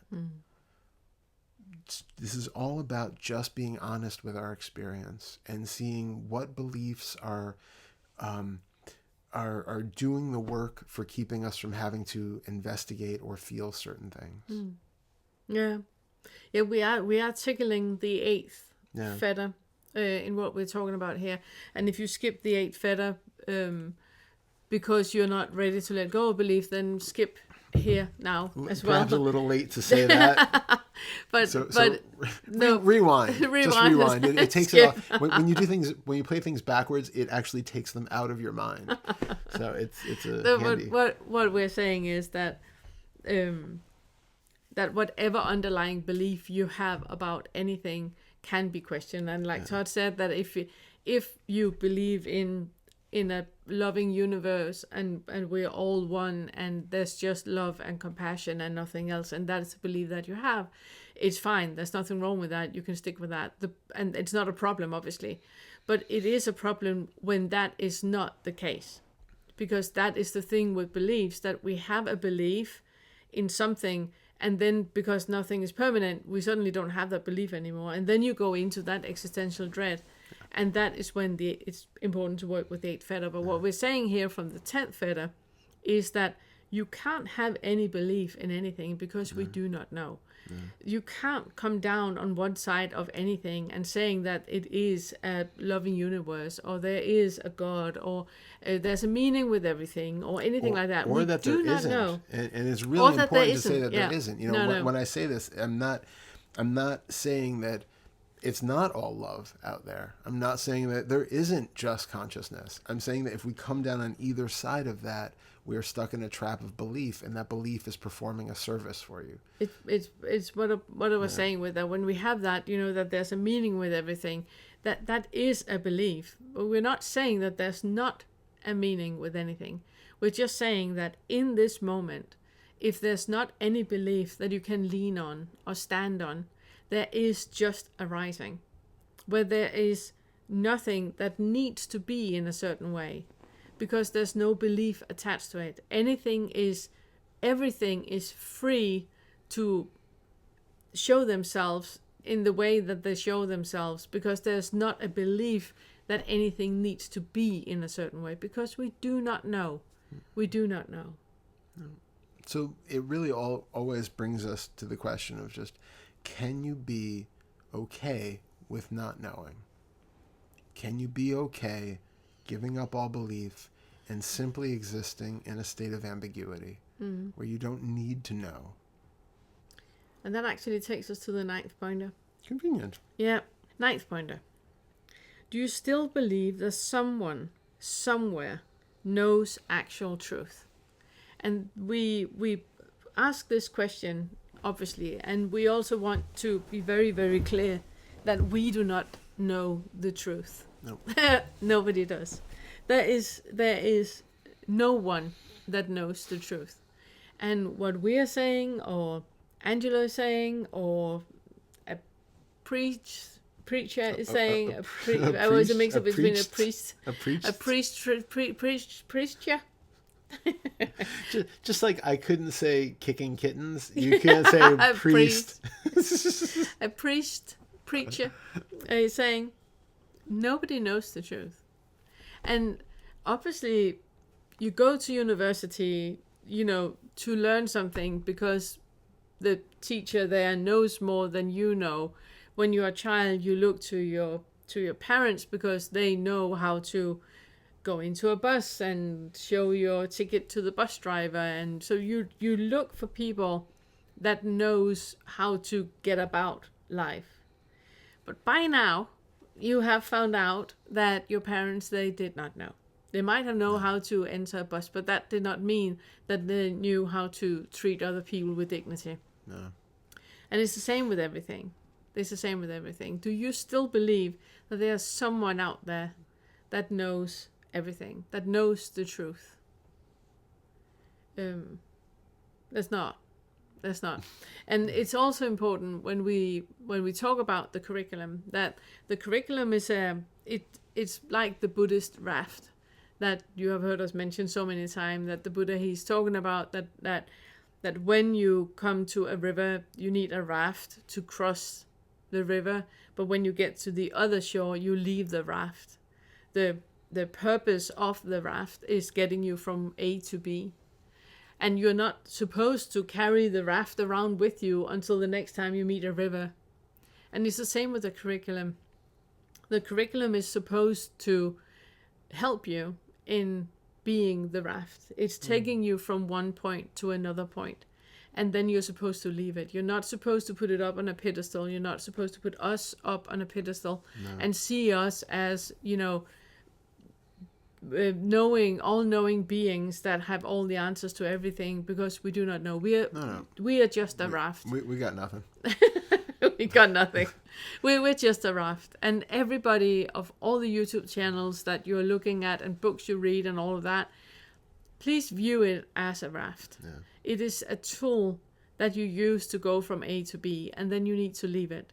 And that is no matter which book you read or which YouTube channel you listen to or which people you lean upon, you need to use it as that. There is no one out there that knows everything. No. We are all limited. We are all beings, and we do not know everything. And we are just a raft that you can use to get from A to B. And then what we have done with the curriculum is a bit like that there's the raft of the first fetter to the raft of the second fetter. So there's rafts that you take, and whenever you get to an issue, you just go back and use the raft to cross that river again. Yeah, I'm glad, because I was gonna comment that there are points in the curriculum that they are just rafts to get from one to the other, and then eventually something that we say in the first fetter isn't going to make sense when you're dealing with the 6th or the 8th or the 10th.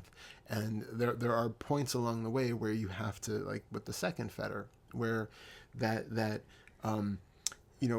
self-affirmation of the I is really, really useful in the second fetter. And when we're working with building a healthy, stable sense of self, that is important. You are going to address these things differently when we're working with the 10th fetter or the 8th fetter. So it's to recognize that each of these it's all there as a toolkit for you to use moment to moment in your daily life whenever you need it, because they are there. But it's also relevant that, some of it is a screwdriver, some of it is a hammer, some of it is a tape measure. You're not going to use those three things interchangeably. So, and not when you cook. So it's you have to have some discretion when you're using it, and I can understand why people, when they first come to it, it does seem like there are some discrepancies where it's like, okay, but in the first fetter you say that, and now you're saying that, and in the 6th fetter you said that things were, there was like a baseline reality that's not, that, and now we're saying there is no reality at all. It's all mental fabrication. Exactly. There are different stages where we go deeper and deeper and deeper with things, and what's like a partial truth that is helpful as an antidote or a pointer in one stage has to then be seen through and let go of at another.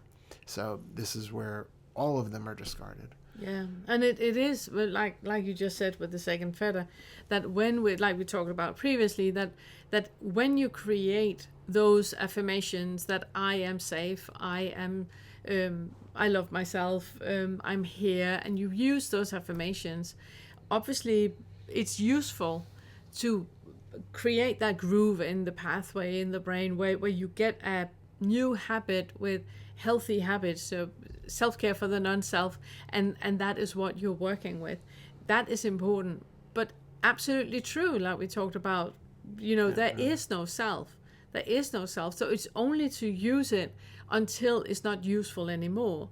That you don't need a hammer when you're making a souffle, so you don't need to keep repeating I love myself, I love myself, I love myself, when that has completely fallen. It's no longer relevant, it's no longer a tool, but you need to use it when it comes up.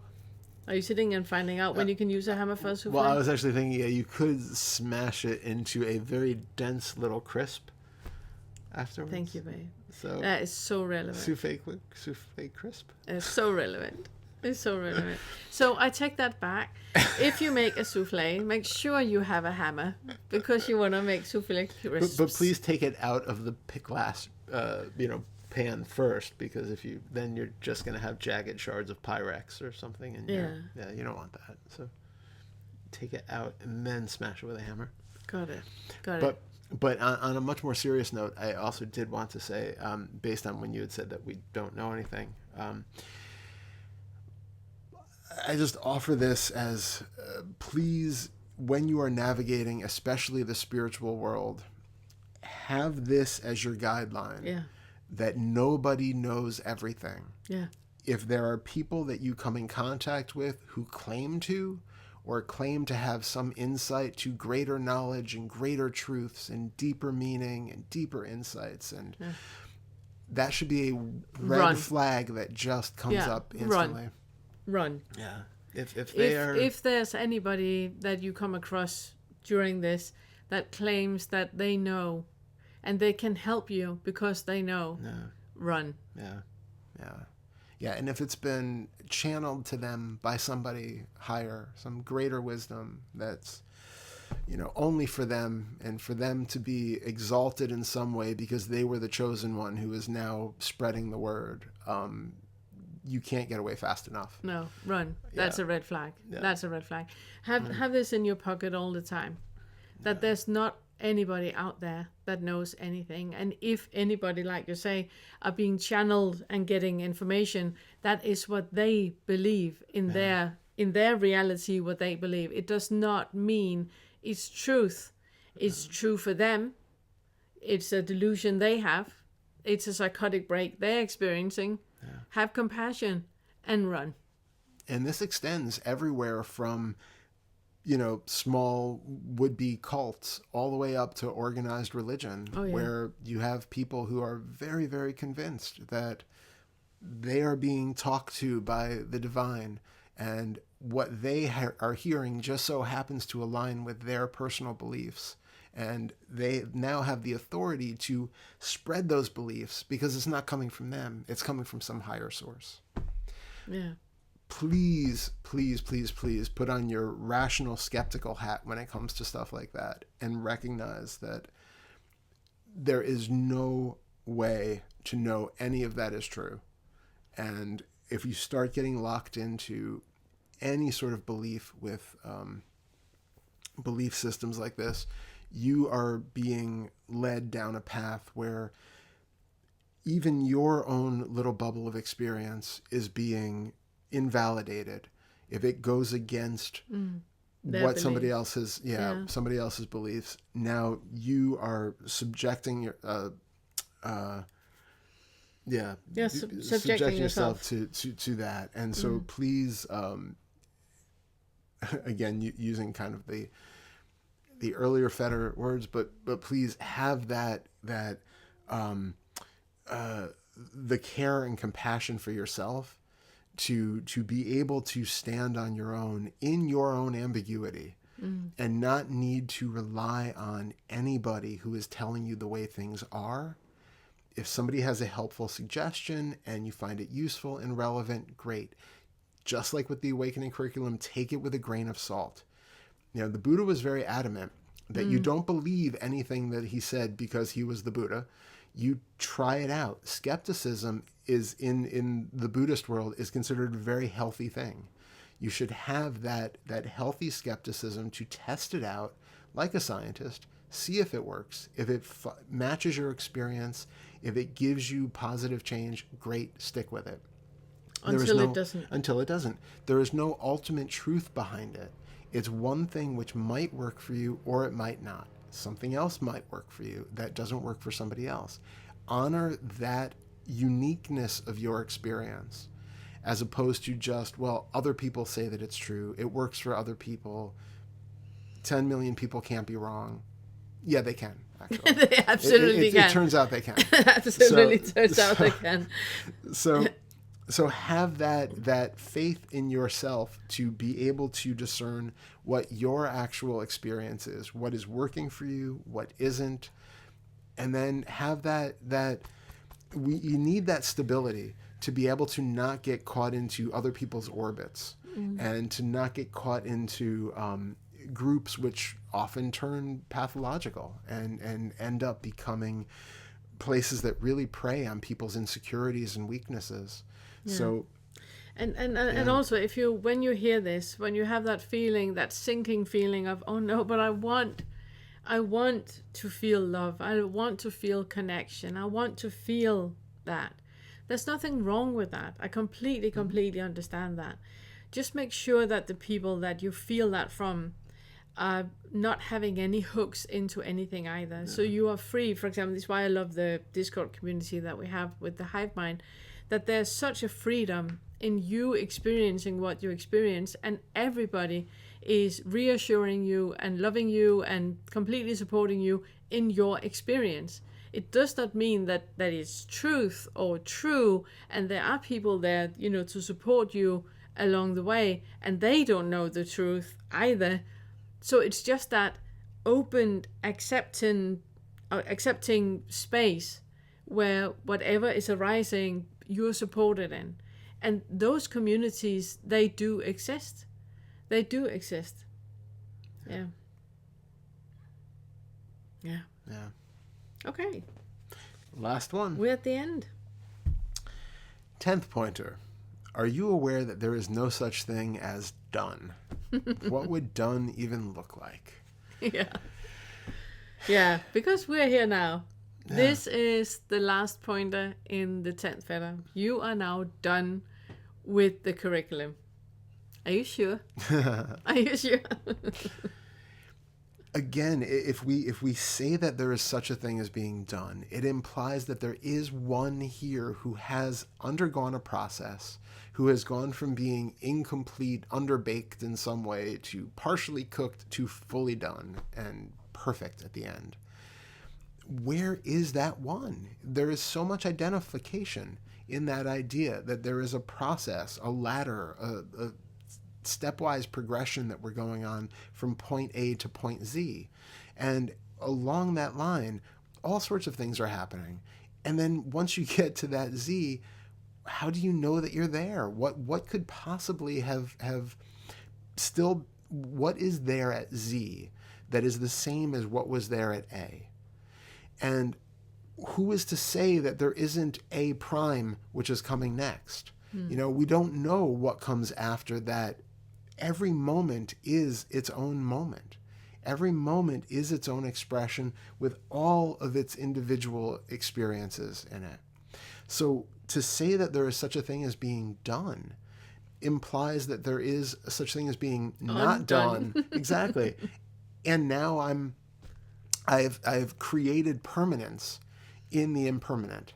I have created the one who has suddenly found enlightenment, and this is it. It is done. Everything is perfect from now on. There was all impermanence. I got to the point of being completely okay with impermanence. I realized impermanence is a foundation of life. Now I found the permanent thing. It's so illogical to even harbor those ideas.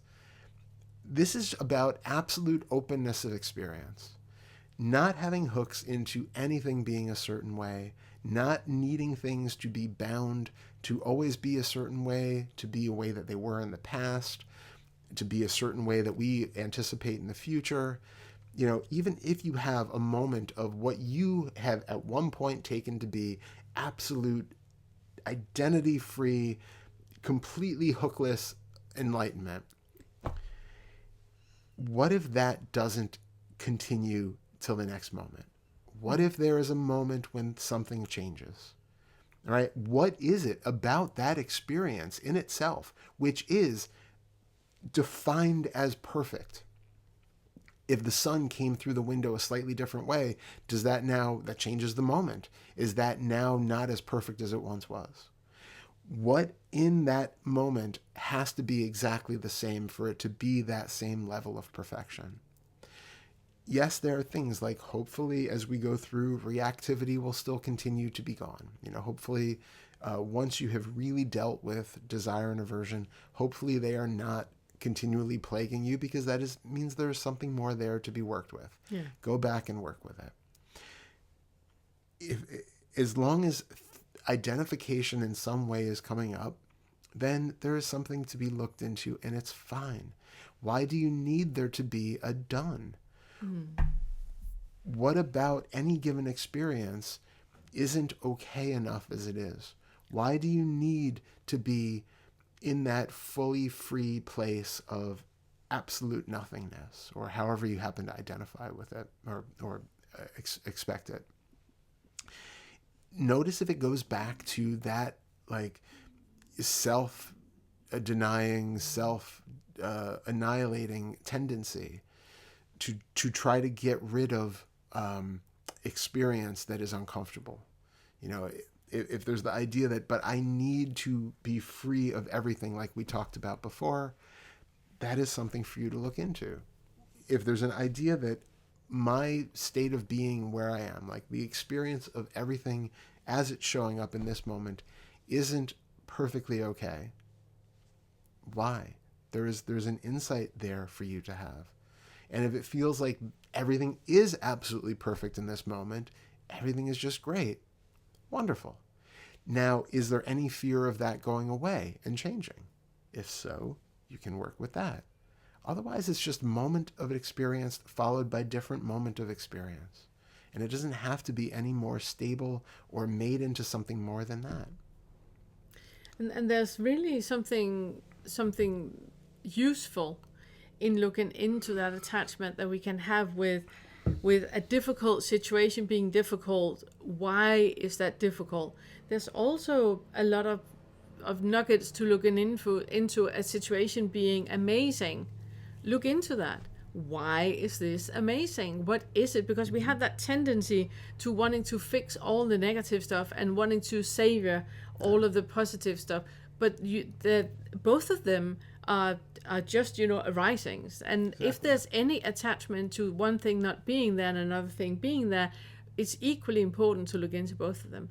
If there is something positive arising, look into that. Why is this perceived as positive? Because there is an identification in that is making it positive or making it negative, and both can be looked at. Because in and of itself, all of that is just concepts. Those are just constructs. That is just an arising, and it's not positive and it's not negative. It's what we normally call stillness, simplicity, and contentment. That is just that.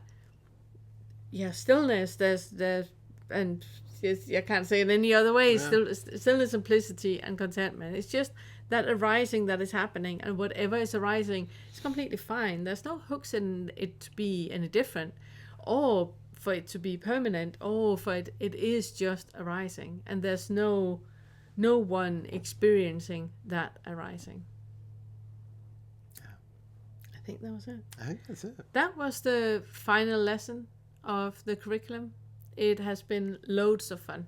Yes. We still have a little list of things that we would like to make videos of and pop in, and I can imagine that even if you watch this video 5 years from when it's recorded, I can imagine that we still have small nuggets that we are popping in if we're still here. Hopefully so.